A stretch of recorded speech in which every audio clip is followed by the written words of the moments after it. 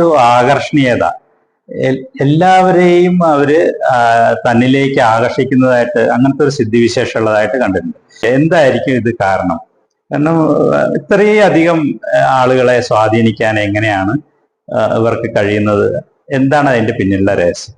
അത് മനുഷ്യനെ മാത്രമല്ല, മൃഗങ്ങളെ, സസ്യങ്ങളെ എല്ലാത്തിനെയും ആകർഷിക്കുന്നുണ്ട്. ഇപ്പൊ നമ്മൾ തന്നെ കണ്ടിട്ടില്ല, കന്യാകുമാരിയിലെ മായിയമ്മ, രമണ മഹർഷി, ഇങ്ങനെയൊക്കെയുള്ള സിദ്ധന്മാര്, സിദ്ധി നേടിയിട്ടുള്ള ആളുകൾ, അവരെ സംബന്ധിച്ചിടത്തോളം അവരിലേക്ക് എല്ലാ ജീവജാലങ്ങളും, ഇപ്പൊ മായിയമ്മയുടെയൊക്കെ കൂടെ എന്ന് പറയുന്നുണ്ടെങ്കിൽ നൂറുകണക്കിനായിട്ടുള്ള നായ്ക്കൾ എപ്പോഴും അവരുടെ കൂടെ ഉണ്ടാവും. പശുക്കള്, നായ്ക്കള്, ഇങ്ങനെ എല്ലാ മൃഗങ്ങളും അവരിലേക്ക് അട്രാക്റ്റഡ് ആവും.